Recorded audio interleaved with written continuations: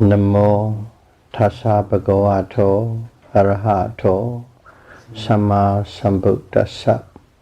Namo tassa bhagavato arahato samma sambuddhassa. Namo tassa bhagavato arahato samma sambuddhassa. Theravada Buddhism series, Dhamma talk number 41. The Nine Jhanas. Form jhanas and formless jhanas are accessible to everyone before the Buddha Sasana, during or after. At all times they are accessible. Jhana practitioners also understand experientially impermanence, suffering, impermanence, anicca, and suffering, dukkha. However, they cannot penetrate the nature of non-self, being attached to the concept of self or soul perpetuates rebirth in the 31 planes of existence. Some yogis believe form jhana, rupa jhana, has the power to give birth in the fine material Brahma plane. In other words, as a rupa Brahma, which is permanent and eternally blissful. That's their belief. Some believe that having a mind is the reason for all sufferings. With that belief, with that repulsion towards the mind, they practice and succeed. And those people are reborn as a form-only Brahma. In other words, mindless being, no mind. Because of their belief. Some believe having a body is the cause of all the suffering we are facing. With that repulsive nature towards the materiality or the body, they practice and achieved or attained the jhana that they are practicing. And then when they passed away, they are reborn in the formless Brahma realm as a Brahma without body, simply mind-only being. But regardless, whatever type of Brahma one may arise as, they cannot escape death. Once the karma of those jhanas expire, exhausted, they will be reborn in the sense sphere or sensuous realm. Hermits or holy men with the 9 jhanas also have another goal or objective, and that is to attain abhenya, supernormal power. They are practicing these and succeeding 9 jhanas, not just to stop there. After that, you can practice a certain technique and attain supernormal power. That's mostly how the hermits' practices are. But it's not exclusive to them. There are some monks who follows the Buddha also had these abhenya, supernormal power. An example, Bhikkhu Devadatta, a cousin of Buddha. He had attained 9 jhanas and also abhenya, supernormal power. But he is not an enlightened being. You all have heard the story. He tried to kill the Buddha, to take over his place, the Buddha's place, to manage all the Sangha. As a Benya, no enlightenment. But there's also, let's pick up another monk, Bhikkhu Moggallana, the left-hand disciple of the Buddha. That bhikkhu was enlightened, as well as he has abhenya, supernormal power. So strong and so great, he was placed in terms of supernormal power next to the Buddha. Other than Buddha, he has the most powerful, strong, supernormal power. So these are the few we can see in the scripture, monks who have abhenya, with or without enlightenment. There are 12 different objects to concentrate on attaining the fifth jhana in the form sphere. Fifth jhana. You remember the definition of fifth jhana? They have two mental factors or jhana factors. Equanimity, upekkha, and one-pointedness. If you have equanimity and one-pointedness only, then one is in the fifth jhana. To achieve that fifth jhana, there are 12 objects. Out of the 40 given in the scripture, 12. If you pick up one of the 12 and meditate upon, one can attain the fifth jhana. And also the formless. To achieve the 4 levels of jhana in the formless sphere require 4 formless objects. 4 different objects. One is infinite space, one is infinite consciousness, and the third one is nothingness, and the fourth object is neither perception or non-perception. These are the objects you meditate upon. But there's an interesting thing about formless jhana, because formless jhanas have 2 types of objects to deal with in each of the 4 formless meditation. One object is to take, or in other words, to meditate upon. Another object is to abandon or to quit, to leave it alone. What does it mean? Let's take an example and see. Let's take the first formless jhana. To attain the first formless jhana, one has to take the infinite space as an object to meditate upon. But you cannot simply just go take the infinite space and meditate on it. First and foremost, you have to abandon something. To meditate this formless jhana, prerequisite or requirement is one must also achieve and attain the fifth form jhana.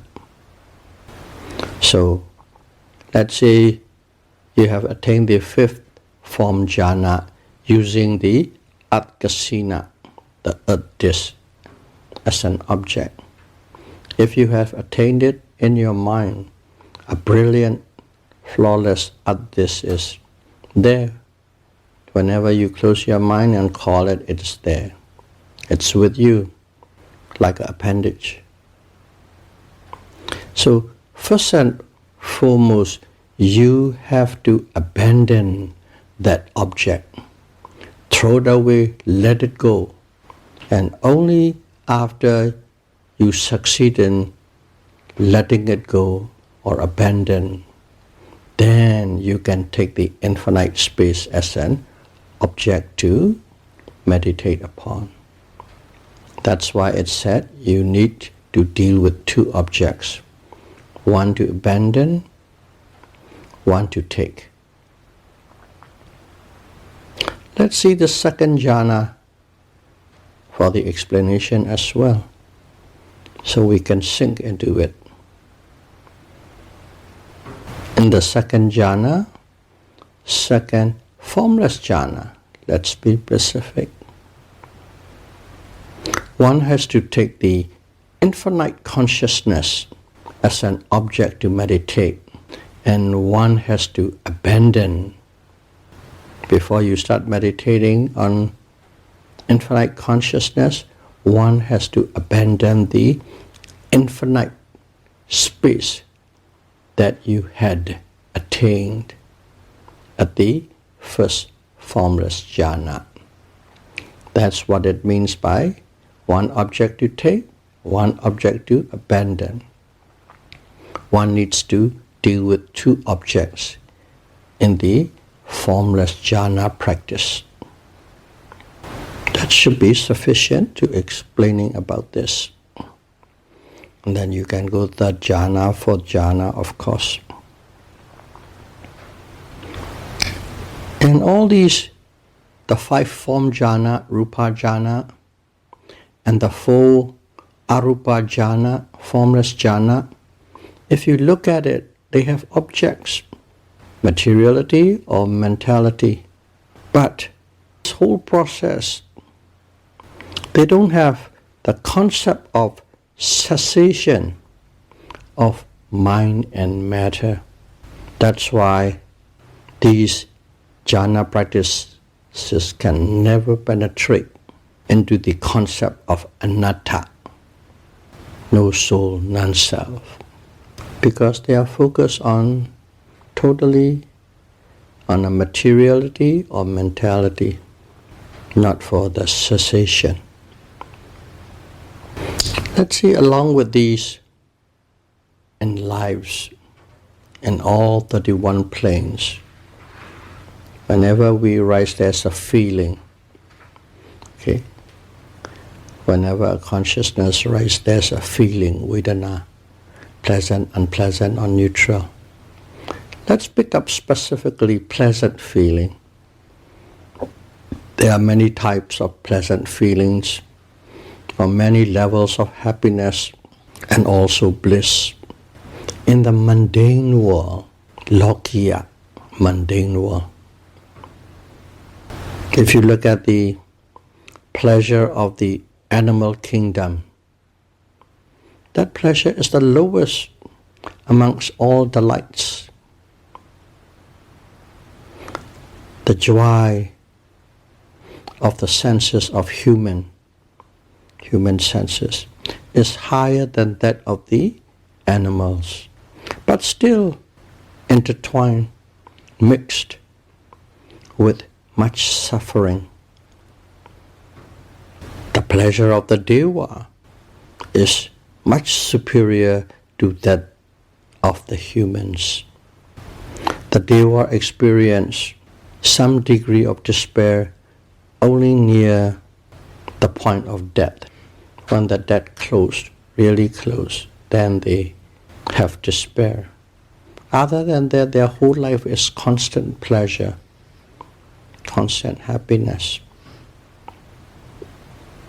That's how each realms relate in terms of to the nature of the feeling, sukha, vedana, pleasant feeling.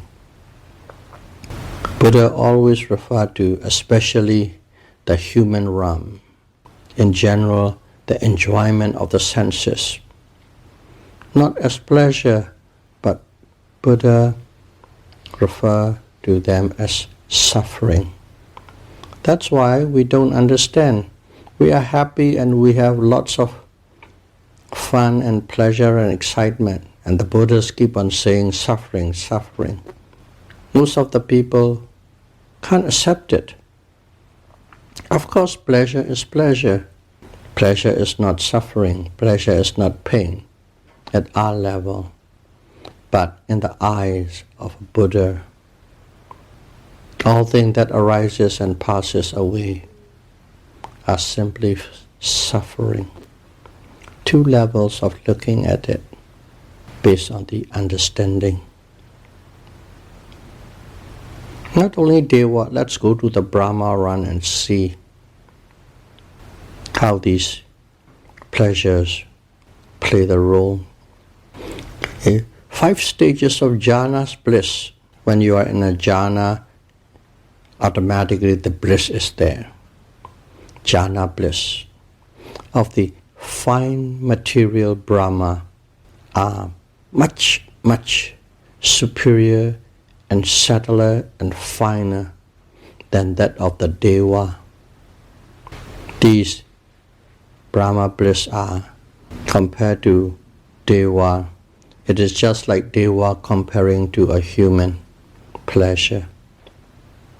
Again, the bliss of the formless jhana is superior than that of the form jhana.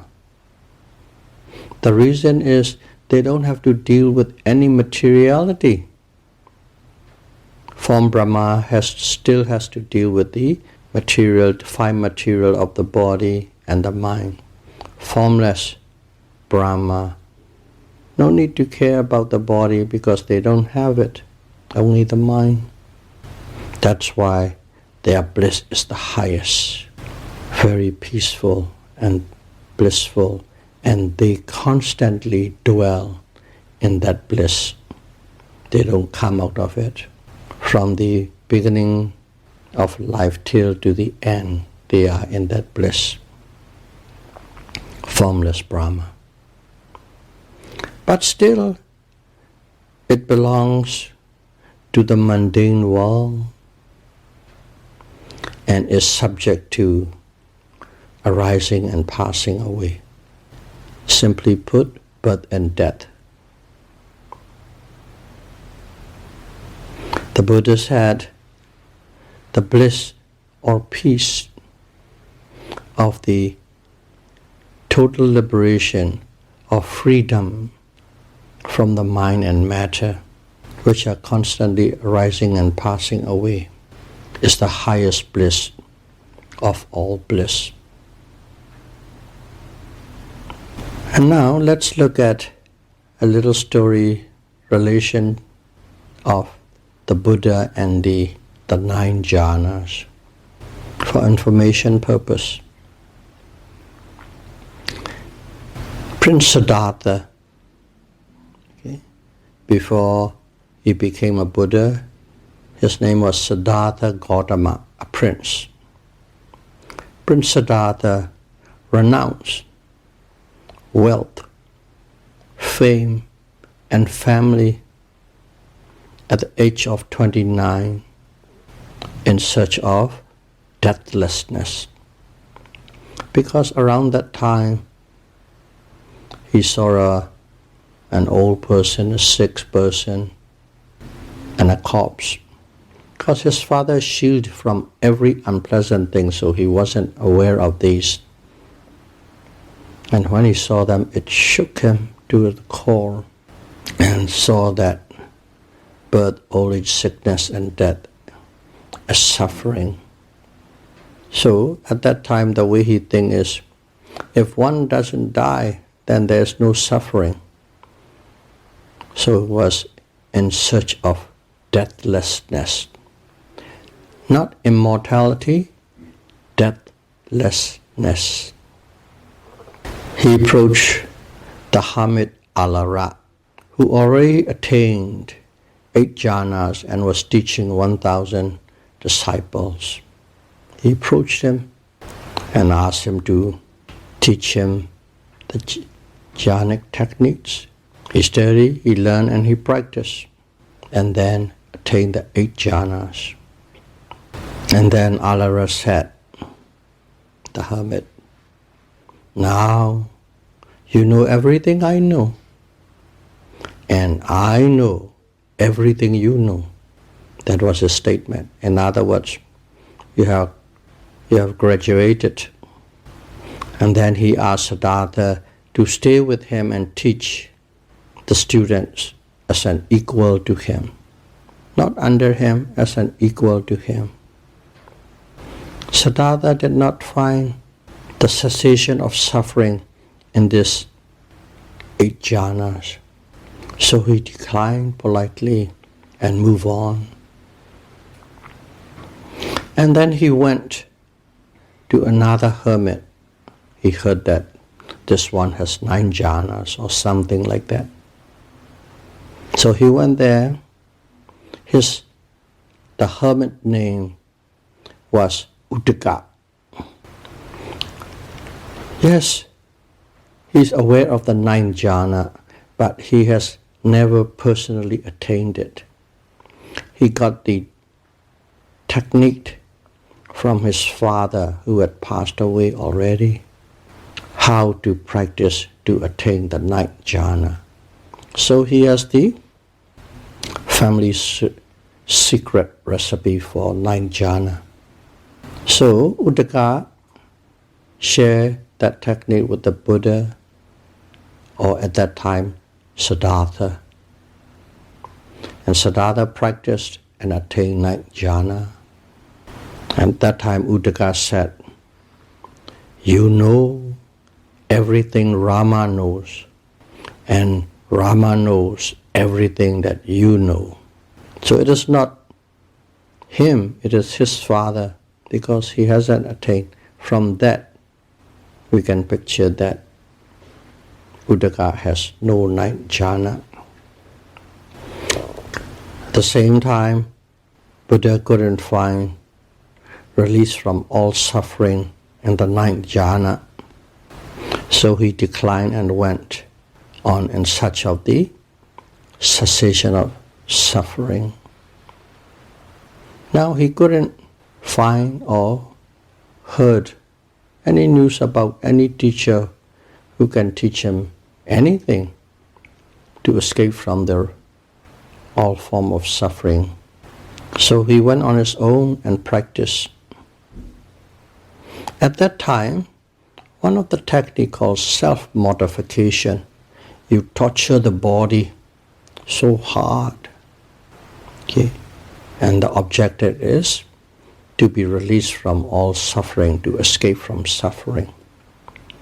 And that technique was quite popular at that time and considered one of the holiest practice, maybe the holiest practice in that era. If you practice that, only the great heroes can take it. Nobody can take it, that kind of thing. Because you're torturing the body, or basically yourself. Siddhartha practiced until the skin falls on the bone. To that level he tortured himself. Self-mortification. Still, he did not find a way to escape from the suffering, because self-mortification is the wrong path to trod upon to release from all suffering. If you look at his life, he had enjoyed pleasure to the fullest as a prince for 29 years. He also had attained the 9 jhanas. Nobody at that time had attained it. In the pleasure, no release from suffering. In the jhana, no release from suffering. And self-mortification, skin on bone. That's why you see some Buddha images, all the bone, one rib after the other, the eyes hollow, the skull pops out. That is his plight when he was practicing to that level. Still, no release from suffering. There was a long story, of course, but we don't have time, we'll cut it short.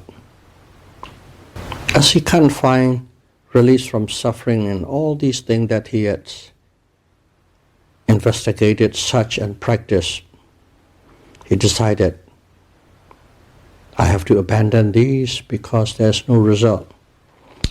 Abandon the two extreme.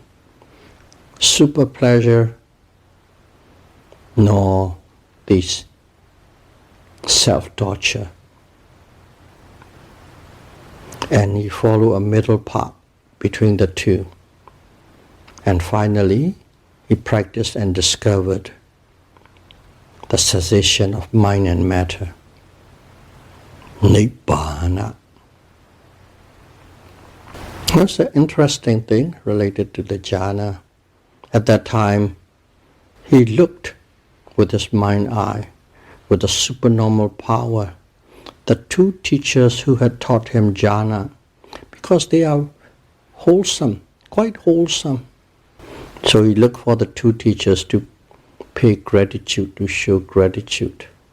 But both of them had passed away one after the other a few months before he had enlightenment.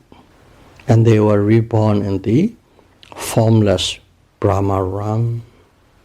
So they cannot hear the Buddha Dharma, they cannot see the Buddha. Buddha said, Alara and Uddaka had missed the rare opportunity to escape from samsara. They practiced formless jhana. Very good, very wholesome. The result was supreme. But they were born bodiless. No eyes, no ears, nothing to see, nothing to hear. Totally in sync with bliss. That's what formless jhana is. And then, of course, after that, Buddha went on and taught all beings this middle path he had discovered. The cessation of all form of suffering for the remaining 45 years of his life. May all of you be able to practice mindfulness insight meditation and attain Nibbana as soon as possible. Sadhu, sadhu, sadhu.